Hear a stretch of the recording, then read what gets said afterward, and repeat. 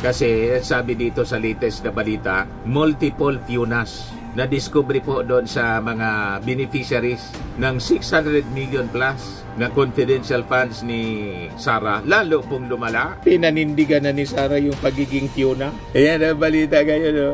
Multiple FUNAS join alleged budol gang in Sara's combined 612.5 million confidential fund controversy. Sabi ni Congressman Ortega, hindi nakakatawa ang paulit-ulit na paggamit ng mga peking pangalan na parang hinugot mula sa sine at showbiz, with mounting suspicion around the authenticity of the individuals listed.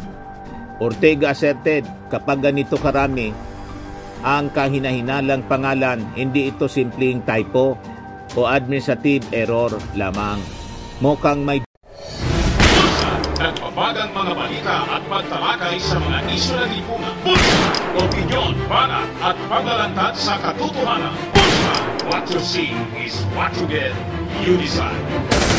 Joke time muna po tayong muli para iwas stress kasi yung pag-usapan natin, stressful na naman po. Lalong dumami yung hiwaga po sa confidential funds ni Sara. Yung mga pangalan po, mga FUNAS na, multiple FUNAS. Yan ang balita ngayon dito mga kababayan. Pero unahin muna natin itong kwentong katatawanan. Padala mga kababayan ni Ron Lipar ng Quezon City. May dalawang magkaibigan po. Nag-uusap sila sa tungkol doon sa mga paborito nilang action star. Sabi ng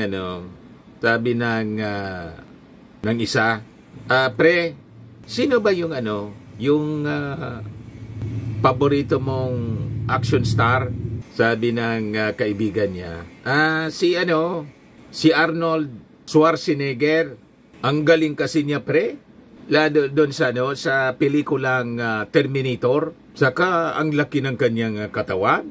Sabi ng kaibigan, ganon ba, pre? Kung ganon, spell Schwarzenegger. Pinapa-spell po yung Schwarzenegger. Sabi ng kumpare, pare, mali pala ako. Ang paborito kong action star pala, si Jet Li.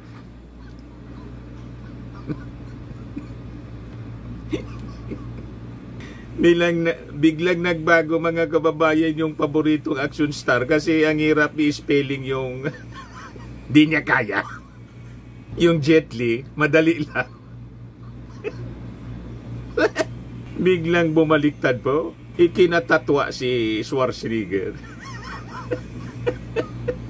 Anyway, matik na po. 200 pesos. Kasali ka na rin sa ating monthly draw. Pag nabonot, 5,000 pesos yung cash prize natin. Pag hindi nabonot, kasali ka pa rin sa grand prize, grand raffle draw sa December, 10,000 pesos na. Padala mo na lang po yung GCash number mo. Sa mga hindi pa po nakasubscribe dito sa ating YouTube channel, Bullseye News on the Go, click subscribe po and like and share. Tapos may gusto kong ipakilala sa inyo na bagong channel natin sa YouTube na hindi na po politika yung mga topics natin doon, yung content, kundi tungkol po sa buhay-buhay ng ating about life. Kaya yung pangalan ng ating YouTube channel, Life with Dan TM. Dumagdag na yung subscribers po. 36 subscribers, 3 videos. Life with Dan TM. Paki-subscribe naman po nitong bagong YouTube channel natin. Yan po yung ating mga bagong uploads. Yung isa 506 videos, 506 views pala. Yung isa 463, tapos yung isa 225 4 hours ago. 36 pa man lang kasi yung subscribers. Paki-subscribe po ninyo kasi gusto ko kayong encourage na mag-share din ng inyong mga experiences, your struggles, experiences, mga success stories ninyo. Ang purpose natin kasi mapag-usapan dito sa Life with Dan TM para maging halimbawa para sa ating mga kababayan. Paano ninyo nalampasan yung mga trial sa buhay about sa ating mga anak, Lalo daming mga problem child ngayon. Relationship ninyo sa inyong mga jowa, sa asawa, mag-share po tayo ng ating mga experiences. Di ba na pagkaganda na yung mga ganong issue sa buhay, mapag-usapan natin. Hindi para i-chismis yung ating buhay, kundi para maging guide natin sa mga desisyon natin sa buhay. Yung mga pagkakamali natin, hindi na maulit. At saka, maging good example po sa iba. Tama po? Dito na tayo sa ating topic mga kababayan. Kasi sabi dito sa latest na balita, multiple FIUNAs na-discovery po doon sa mga beneficiaries ng 600 million plus na confidential funds ni Sara. Lalo pong lumala. Pinanindigan na ni Sara yung pagiging FIUNA. Ayan ang balita ngayon, Multiple FIUNAs join alleged budol gang in Sara's combined 612.5 million confidential fund controversy. Yan ang na-discover mga kababayan ng Congress. Ayan sa report ng Impact Leadership. Ngayon pa lang 48 minutes ago, bagong-bago pa po. Para niya Mr. Maravillas, inuutay-utay ng Congress. Yung iba kasi po, tinicheck pa sa dami ng mga beneficiaries na sabi hindi man totoo kasi chinek sa Philippine Statistics Authority, lumalabas mga peke. Ayan a growing list of suspicious and potentially fictional names tied to impeach Vice President Sara Duterte's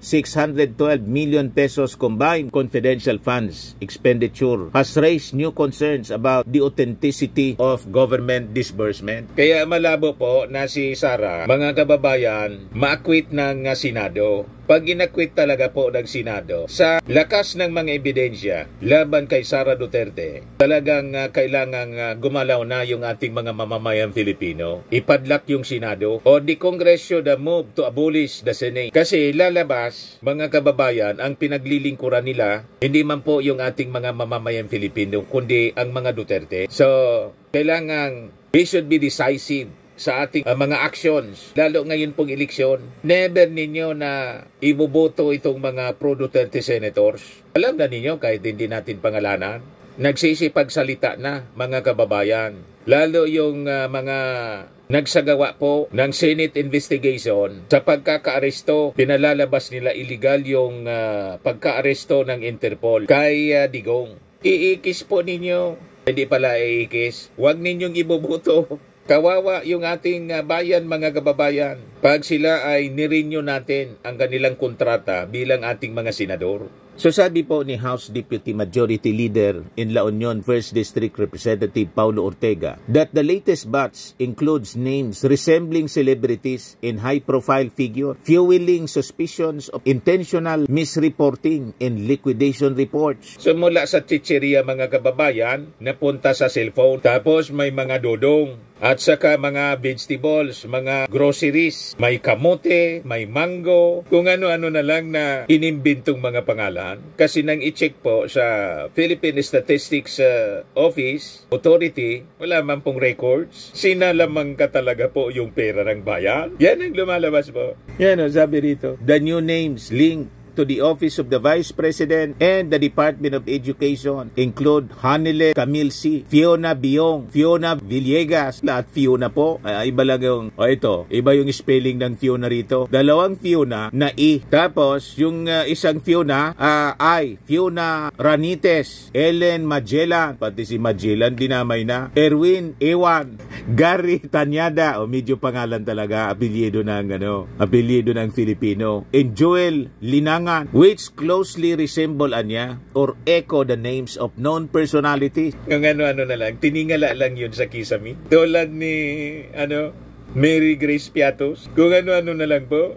Ortega criticized the frequent use of such creative name, which he described as no longer seems coincidental and may point to a supposed systematic attempt to hide transaction. Yung possibility po mga kababayan na talagang linunok, yung milyon-milyong pera ng bayan po, napakalaki yung possibility. Kaya importante talaga may iharap sa trial. Yan ang susunod na po, impeachment trial sa Senado, itong si Sara Duterte. At importante mga kababayan, mag-appear siya, i-cross-examine ng ating mga prosecutors. Tingnan natin kung hindi mamilipit dito si Sara Duterte. Yun lang yung unang article of impeachment. Yung pagbabanta, krinos-examine po si Sara. Guilty? Sigurado pong guilty. No joke, no joke. Kaya sabi ni Congressman Ortega, hindi nakakatawa ang paulit-ulit na paggamit ng mga peking pangalan na parang hinugot mula sa sine at showbiz. Pointing out the recurrence of such names suggests a systemic effort to cover up questionable fund allocations. Sabi po ng congressman, tulad niya ng mga naunang pangalan, these individuals do not appear in official birth, marriage, or death